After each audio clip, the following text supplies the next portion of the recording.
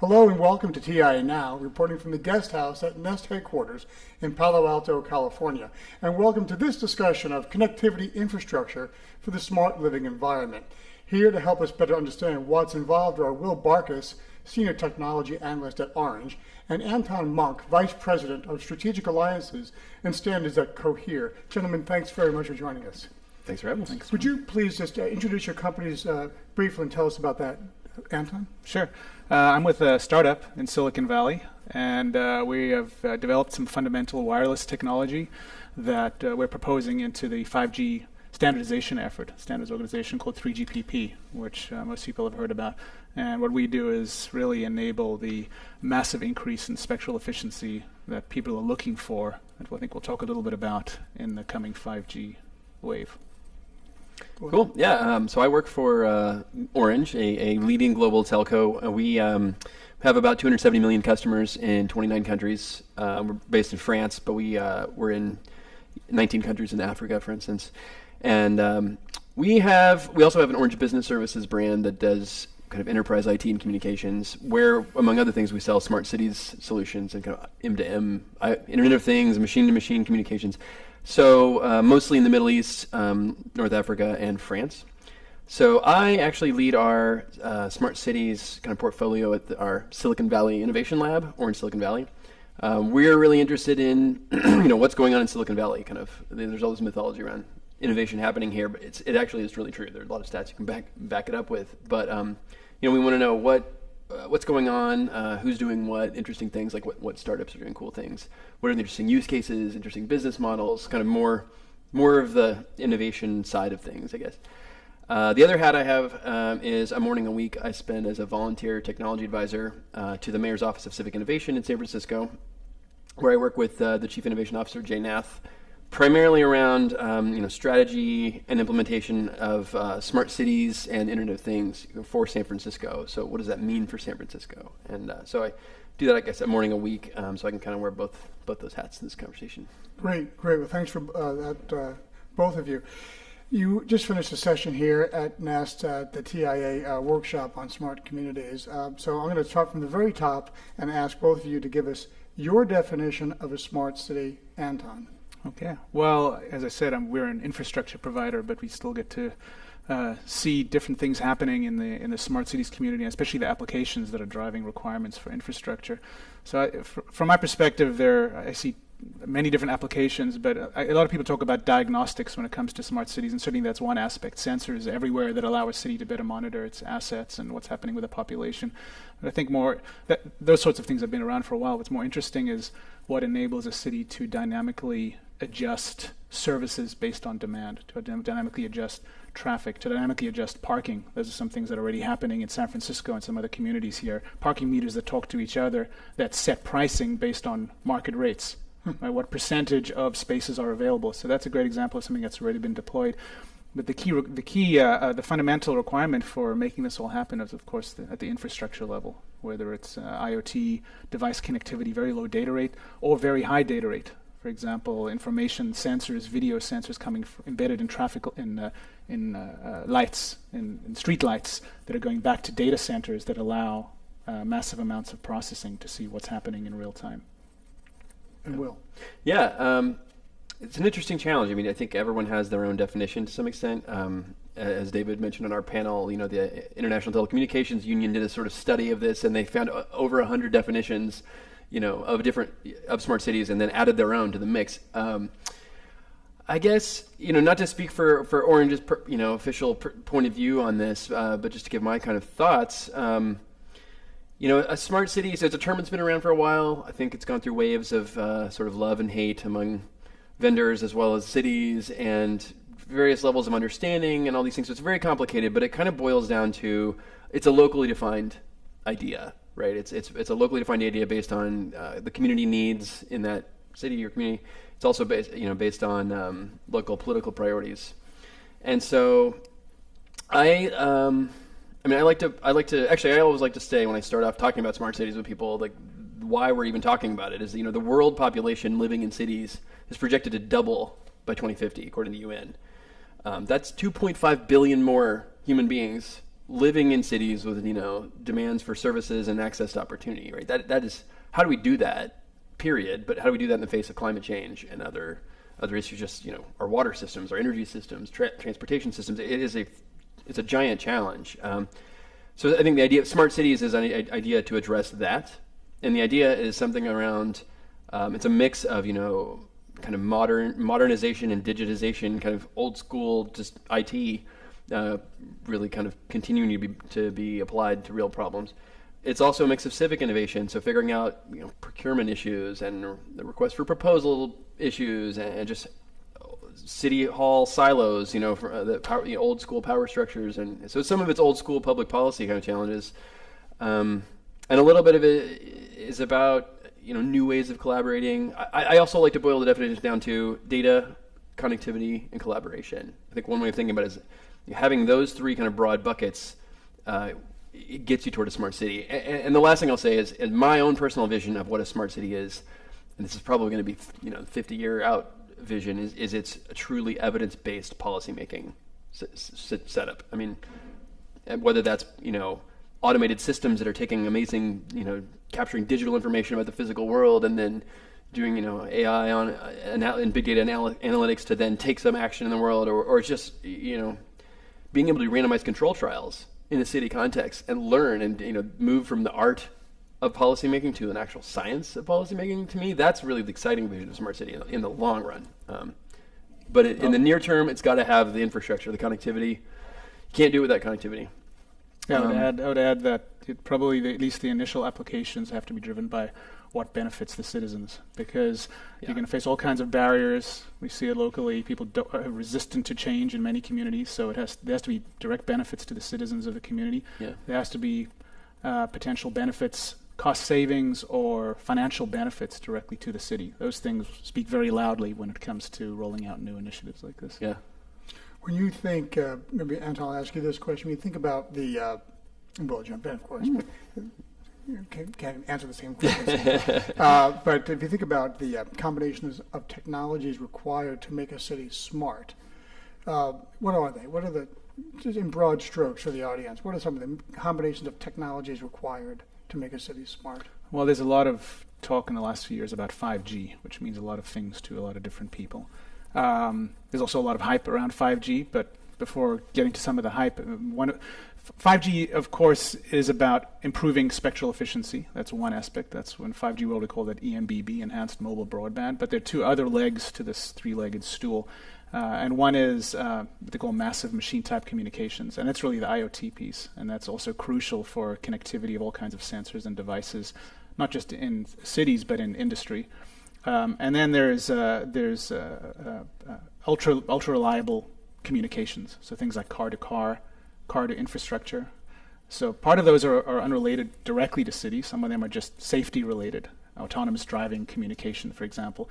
But a key part of that is also what they call V2X, vehicle-to-infrastructure. And that's the information that can go from sensors in the car into the infrastructure, into the network, which go into data centers and affect some of the dynamics, I think, of what I mentioned before, which is how can cities adjust dynamically things like traffic routing patterns. That can make a huge difference to the everyday lives of people.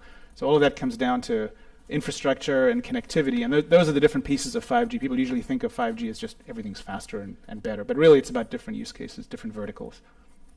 Well, if you think of some of the challenges in making a city smart, certainly when you visit City Hall in San Francisco, talk to us a bit about that. What are some of those challenges? Oh yeah, it's immense. I mean, I think, underlying a lot of this stuff, I mean, any technology we make or is a kind of, it all comes down to how we use it, right? And I think making technology useful is actually really, really difficult, and it just takes doing it a bunch of times, iterating and building and learning and kind of agile developments, just a bit like learning from this stuff. So it's difficult. A lot of the things we're talking about are kind of a new way of thinking. One example in San Francisco that gets talked about a lot is how transportation is being changed by things like Uber, right? It's radically different in San Francisco and many cities now in the world because of the service. It wasn't planned. That wasn't exactly something planned by City Hall, right? And I think it's still far from the end of that story in terms of mobility and the implications there. So I guess the challenges are the people who know how to do the things they are supposed to do don't know how to do how these new technologies, all these new IoT sensors, like autonomous vehicles, AI, robotics, drones, add your virtual reality, augmented reality, mixed reality, everything that's kind of coming into our world. We've only had smartphones for 10 years, right? Steve Jobs announced a smartphone 10 years ago. Like, this is kind of incredible, the rate of where we're at on a kind of exponential curve. And as a tangent, where we're at in terms of like the dawn of robotics and AI, like we're really like just seeing the beginning of radical change in society, right? But so I think the hard part is understanding what these things mean, finding ways to make the business actually work so that you can pay for this stuff. And yeah, so changing mindsets, learning new technologies, collaborating across power silos that have been, doing things as they have for a long time. I mean, a lot of this stuff is about long-term culture change. So there's a sort of slow burn to all of this. I think the importance of the chief information officer role in a city is just, you cannot be overstated. That's a good example. So I'm working with, Jay Nath, Chief Innovation Officer. So not even information. There's information and there's innovation now. And Jay is actually the first Chief Innovation Officer in the U.S. And his position only came into being under this mayor in 2012. So that's 5 years, right? And yeah, think about what that means for a minute, right? So I think there are a lot of challenges. I mean, I think we didn't mention it earlier, but some of this comes back to basic like design and design thinking and user-centric design, and those are not easy problems. Interesting. Anton, you're talking about 5G a little while ago. You think about the role of cloud in making the cities smart, and you hear about 5G and propagation and high presence, and yet you think about cloud. And so, what is the role of cloud in a smart city? Well, I mean, cloud, again, and one of those things that means a lot to a lot of different people. At the radio level, which we're not talking about specifically here, cloud could be basically moving significant portions of the processing into the cloud, because it's much more efficient to do that kind of processing, the massive MIMO, large antenna array processing back in the cloud. For that, you need very low latencies. And then you have an issue of, are we talking about millimeter wave, which has its own problems. It requires very dense networks, very small cells, massive infrastructure costs, and line of sight, and will be very difficult to achieve ubiquitously in mobile communications devices. So there's all the issues related to the physical layer, which will probably lead to the sub 6 gigahertz spectrum being more and more valuable, even though there's a lot of bandwidth available at high frequencies. But more specifically to your question, at least from what I've seen, the amount of data that can be collected in these cities, even if we don't yet really know what to do with it, is immense. And that kind of processing, the machine learning and artificial intelligence algorithms that have to go into that, can't happen in the center of the network or at the edge. They have to move into the cloud. That's where the massive server farms are. That's where the processing can be done. So, for example, in safety and security, if you have cameras, and people don't want to hear about having cameras everywhere and the problems associated with that, but they will be there. How do you rapidly detect faces from a security standpoint if you need to find somebody quickly? That kind of massive amount of processing probably needs to happen in the cloud. So I think it's a key component to not just 5G, but to smart city big data applications. Well, you talked a bit about your work volunteering at City Hall in San Francisco. What do policymakers need to understand to embrace investments in these technologies? That's probably the biggest challenge. You asked about challenges earlier, is understanding and really believing that either the revenue increase will be there or the cost savings will be there. Because I think where we're at in smart cities, despite having talked about it for a long time and deployed it selective, sort of small locations, really. A lot, and Orange has a bunch of deployments. We still don't have really robust examples that we can point to of, yes, you do this, you'll increase revenue in your city X amount, or you'll save this much money. And I think the areas where we're gaining traction with actual broader smart city solutions are areas where we know that we will save, like LED lighting, right? It's proven out that you will save a lot of energy and therefore cost, and that allows you to pay for kind of a smart infrastructure, or at least and it's still, the secondary use cases of streetlight sort of infrastructure, I think, have yet to be kind of proven out.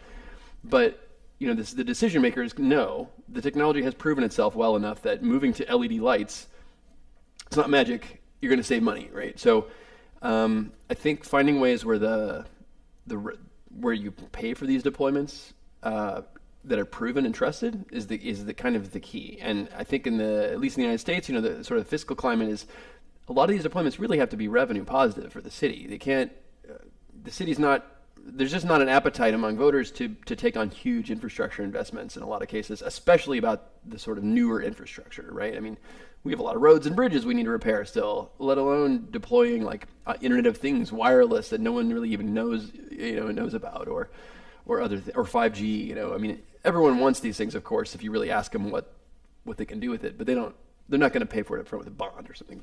So I think finding the business models that makes sense for politicians as well as kind of taxpayers, that's kind of the challenge. As a final question for both of you, if I may, and as a citizen of a city, I'm actually enthralled by whatever answer you can provide.